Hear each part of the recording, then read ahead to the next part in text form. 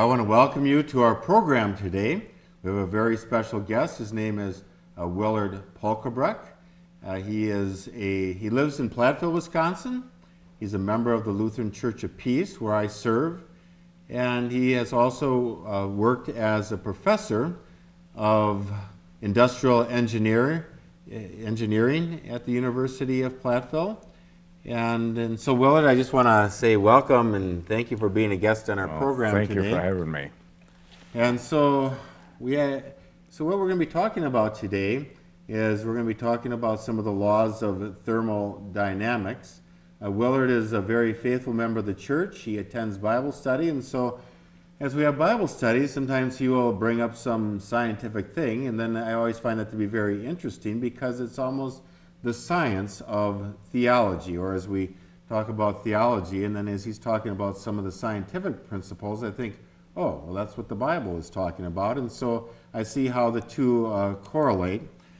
And so as I think about order in creation and life, I want to read Psalm 8, because it talks a lot about the Creator and creating life and in order, the moon and the stars. O Lord, our Lord, how majestic is your name in all the earth. You have set your glory above the heavens. From the lips of children and infants you have ordained praise because of your enemies to silence the foe and the avenger. When I consider your heavens, the work of your fingers, the moon and the stars which you have set in place, what is man that you are mindful of him? The Son of Man, that you care for him. You made him a little lower than the heavenly beings and crowned him with glory and honor. You made him ruler over the works of your hands. You put everything under his feet, all flocks and herds and the beasts of the field, the birds of the air and the fish of the sea, all that swim the paths of the sea. O Lord, our Lord, how majestic is your name in all the earth. And so something that I should mention that as we get going here is that Willard has been a professor in engineering, and specifically in internal combustion engines. And one of the things, Willard, that you have written is a textbook. And so this textbook is entitled Engineering Fundamentals of the Internal Combustion Engine. And so when I look at this textbook, Willard, I mean, I'm very impressed that you would write a textbook. Well, I taught a course in that subject several years ago, and I was not fully satisfied with the books that were available at the time for teaching that course, and so that was the incentive to write this book. This book is kind of an evolution out of my class notes that I used there for a couple of years. And so you use this book yourself. I guess it's one of those things that if you're not satisfied and you're looking for a certain book and you're not finding it, well, go and write it yourself, right? Well, that's what I did on this one, yes. And yes, I did use this one in my own class then, yes. Well, that's pretty special then, is to be able to use your own materials and teaching. And I remember once having a professor who, taught the class, but we also used his textbook, and I really thought that was very interesting, so that as I was reading and I had a question about what I was reading, well, I had the author right there to explain. And now, are you the only one that has used your own textbook, or as other professors in universities, have they used it as well? Actually, it's been very successful, used in a lot of schools. It's been translated into, as far as I know, 4 languages now, and so it's actually used all over the world in various schools in different countries. Well, I'm very impressed, Willard, that you have a textbook that's being used in universities throughout the world, and you said in 4 different languages as well. Yeah, it's printed in India, I know, in Thailand, Korea. I talked to a man that it was being translated into Spanish, which would open up a lot of new markets then too. But as of right now, it's in 4 languages. Now, a lot of times we have guests who have written books, and I always say, how can you get a a copy of the book. And so for all of you science-minded or just people who want to learn a little bit more about combustion and the internal combustion engine, is it possible to get a copy of this book, Willard, or is this something that's just only for those who are taking a class in this? I think you can get it any way that are book distributors, Amazon, eBay, and book distributors, large book stores would be able to order it. It's available in all the normal book availability. Yeah, so here again it's called Engineering Fundamentals of the Internal Combustion Engine by Willard W. Pulkrabek. You can get it on, well, for instance, Amazon.com, and we'll have all of this on the screen for you. And I know you don't have, I notice you don't have Dr. Willard Pulkrabek. I know sometimes you shared, and I always see it's kind of humble of you. I don't always know that you like to be referred to as that, but anyway, whatever got you started got you interested in studying engineering and the combustion engine? What kind of prompted that? My father operated a automobile repair shop, and as a young boy I hung around the shop quite often and got interested in automobiles. When I was in college, I was into sports cars a little bit, and that's when I got into engineering interest, and so I went to University of Minnesota and studied engineering. Then when I began teaching at Platteville in the university there, I was given the course of internal combustion engines to teach, and actually that's a good course because just about all engineering students like automobiles and automobile engines, and so it was a pleasant one to teach. The unfortunate thing is I didn't think there's any of the books that were available, or the textbooks were adequate for, some of them were too technically over our heads, more for graduate schools. And so that was the incentive to write this book at the time, and it's been very successful, well accepted, and I'm very happy with that. So it's your father that really got you Yes. initially interested in all of this, and so when you think about, your father's legacy, I think your father would be awfully proud of you, and writing this textbook and also teaching the subject for which that was his career, was as an auto mechanic, and if I remember right, it was in St. Paul, Minnesota. Yes. Yeah. Well, what I find to be so fascinating about Willard is that he not only wrote a book on engineering fundamentals of the internal combustion engine, but Willard also is quite a student and teacher of the Bible. And something that just amazes me so much, and here again, if I were in the field of engineering, well, I'm amazed at this book, his textbook. But I know if I were a professor of this, that I would just even have that much more appreciation for it. But being that I'm a pastor, a teacher of the Bible, a book that I am just so amazed with is this book. It's called Family Trees of the Bible. And this goes through all of as far as the genealogies of the Bible. And it's just so interesting because he goes through all the family trees, who is related to who, and how is this person related to that person.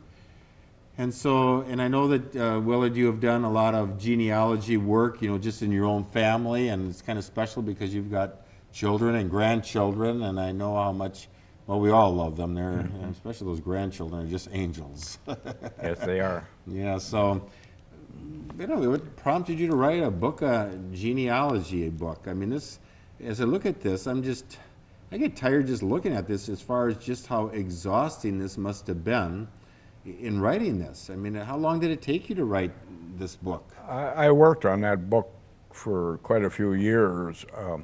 What that book represents is a combining of two of my interests in life. One was my family history, the genealogy of my family, which I have extensively studied.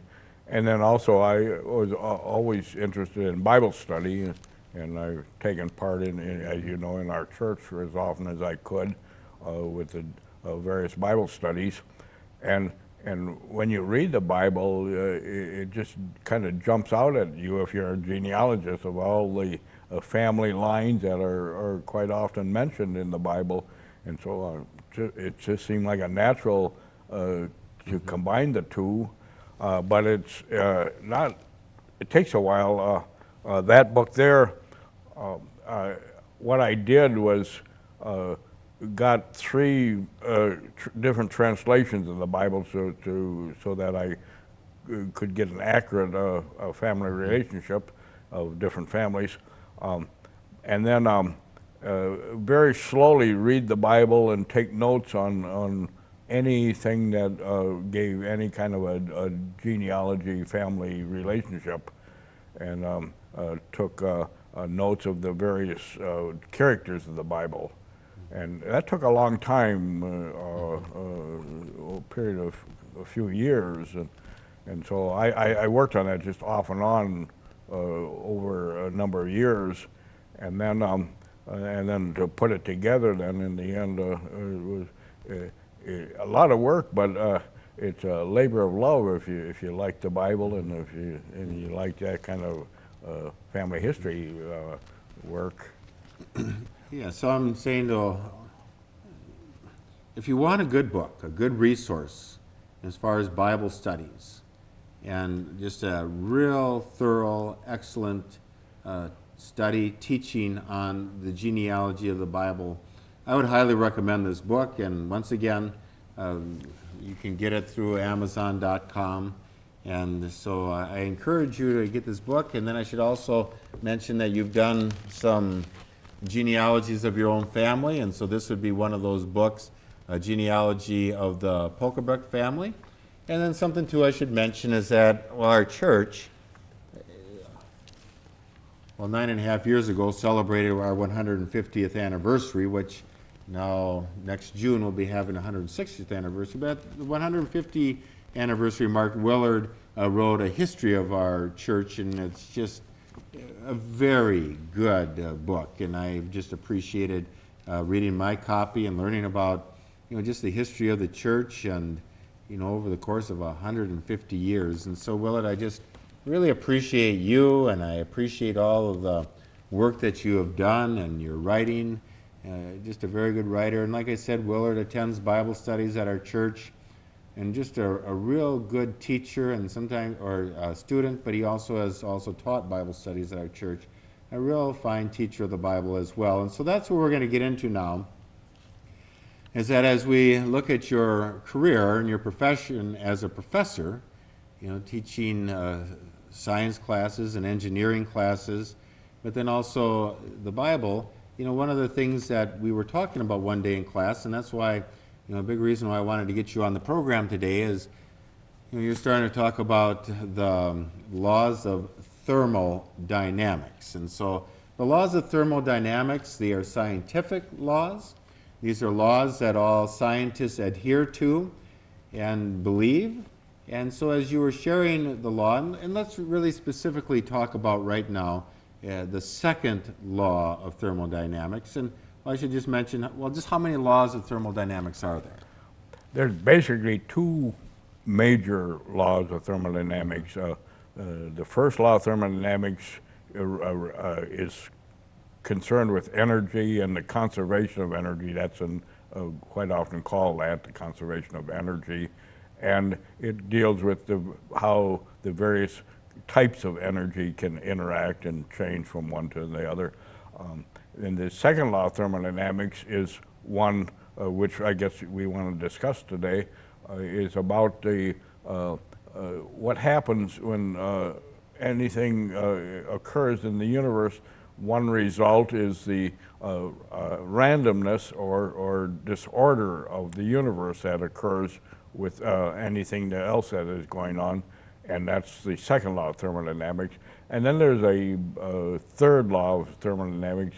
They call it the zeroth law, actually, and it refers to absolute zero temperature, and it's really a minor one.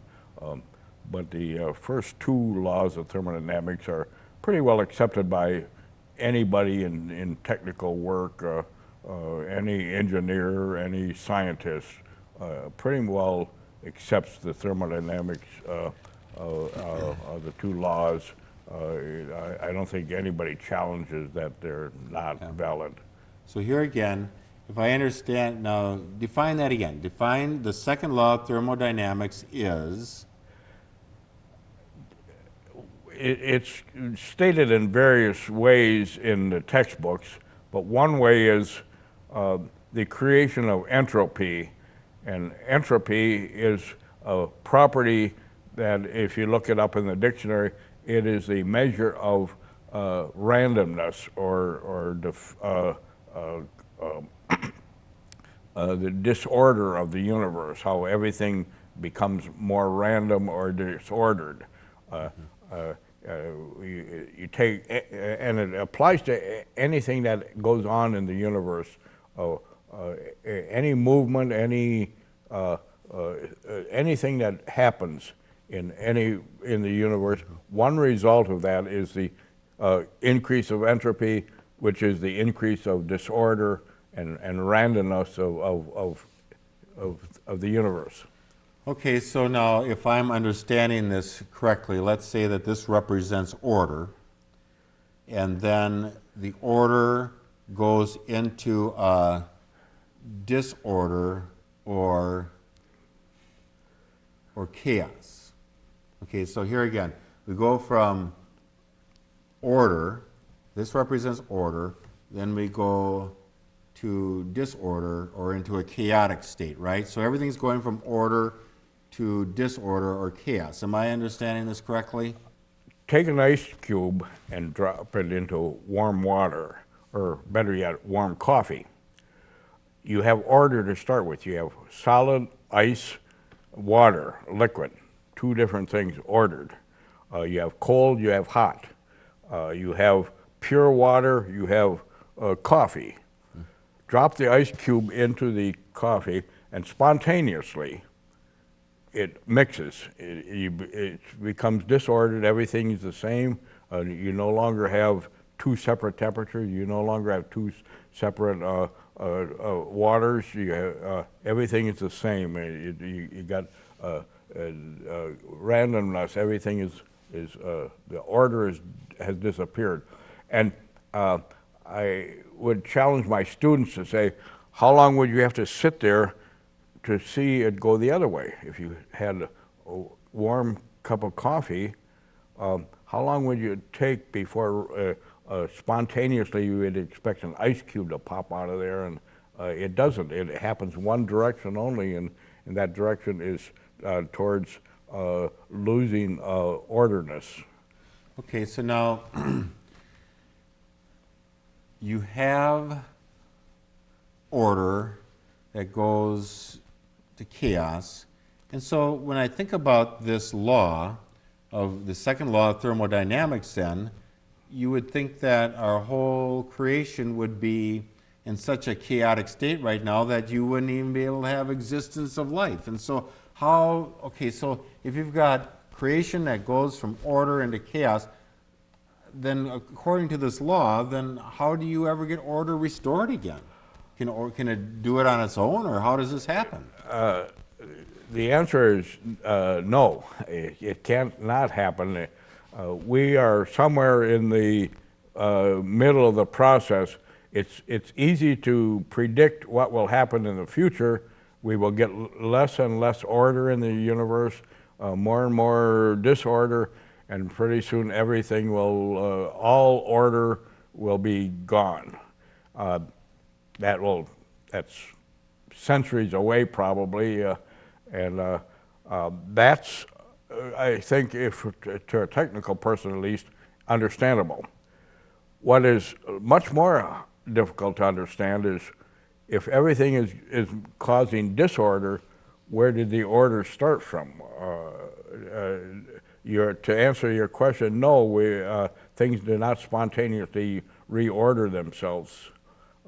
Everything is going towards disorder. When did it all start? When did we have start?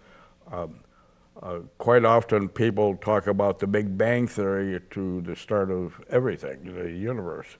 I'm not an expert on the Big Bang Theory, and in many ways I accept it, but if you, to me, the Big Bang kind of reminds me of an explosion, and explosion doesn't put things in order. Very difficult to coordinate the Big Bang Theory with putting things in order, and so where did everything get ordered to start with if everything is spontaneously going the other way, disorder, and that's where we are. I challenged my students one time, who, by the way, all accept the second law of thermodynamics, as do most, do all scientists and technical people. Well, if that's true, where did the order come from? I challenged them to find me a book, a science book or any book at all would explain where it got started. And nobody came up with one. I had to reveal my belief to start with, and that was the Holy Bible. If you read Genesis, that's the only book I know of that explains where order came from. Mm-hmm. Okay, so I guess what I'm thinking is if I understand, and correct me if I'm wrong, is that you have order, which you're explaining, well, the only thing that could start or create order to begin with is God, but then everything now is going into a chaotic disorder, but yet something from the outside would have to bring order to what is chaotic, and so that would be, in the case of creation, would be God. Yes. There's nothing else that can come from within creation that can create order in the midst of this chaos. Go back to the ice cube in the coffee example. You could take this coffee and with a series of work or scientific happenings, you could displace some of the water. You could boil the water out and then condense it and have pure water out of it again. Put it in a refrigerator, freeze it back into an ice cube, and be back where you started from. But it took a lot of outside input to do that. Refrigeration systems, evaporation systems, and so it does not say you can't go back and put order again, but every time you do that, you are disordering something else. Okay, well, here again, follow us or follow me here, and Dr. Pulkrabek here is going to help me. But as I read right from the very beginning in Genesis chapter 1, verse 1, in the beginning God created the heavens and the earth. Now the earth was formless, and empty darkness was over the surface of the deep, and the Spirit of God was hovering over the waters. I mean, this is the very first two verses of the Bible, and it's really kind of talking about a chaotic state here, that everything is in chaos, but now the Spirit of God is moving over the face of the earth, and then we're hearing, all of the creation story, that God is now bringing order out of what is a chaotic state. Mm-hmm. And so as I'm a pastor, and as I work with people, of course you don't have to just be a pastor, but I see where sometimes just in our lives that, our lives, I guess, are in order, and then our lives become chaotic, but how God brings order to our lives again. And as I look at creation, that, God sees that creation, as a result of the fall of Adam and Eve, is now really in a chaotic or a disorder state. I mean, where is humanity going? I mean, every day I talk to people who are just concerned, saying, where is humanity going? It almost sounds like the second law of thermodynamics. I mean, where is this all heading? but yet Jesus died on a cross for us and is arisen, that God has, as we look at creation going on this one dimension, that God has creation going in another dimension as far as that he is going to, that he's working to bring everything back into order in his kingdom of heaven. But yet day by day that we see that God is creating order out of our chaos. But it takes God to come into our world or into our lives to do that. I mean, only God can change our lives. I see creation as explained in Genesis there. I see that as a continuing process. A year ago had a new granddaughter born, most beautiful little girl you ever want to see, Sarah, and I see that as putting order. We did not have this beautiful little baby to start with. What forces put this together? Arranged the molecules, took everything, and ended up with this masterpiece, a blessing. To me, that is part of the whole process. Creation is still occurring, and God is still creating order out of disorder. Our lives are quite often are very disordered, as you say, and yet we get out of that beautiful grandkids. Mm-hmm. Yeah, so we all, would believe in the second law of thermodynamics, that everything goes from order into disorder or chaos, but yet God is bringing order out of our chaos, and that's the good news, and that's the hope that we have in our Lord Jesus Christ, and to know that we have a God who is so powerful who can do this. Well, this has been most interesting for me and hopefully for all of you, and I want to thank you, Willard, for being on our program. Thank you. And I want to thank all of you for joining us today as well.